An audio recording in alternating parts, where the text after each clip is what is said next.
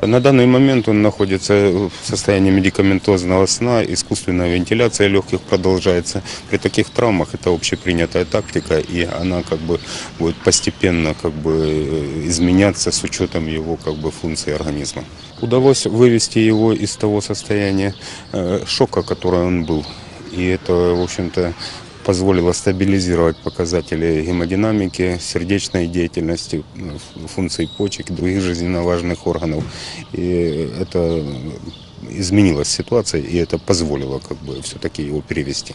К нам приехали коллеги из Израиля, из центрального госпиталя, и совместным консилиумом наших врачей и этих специалистов была определена возможность его транспортировки в этот госпиталь.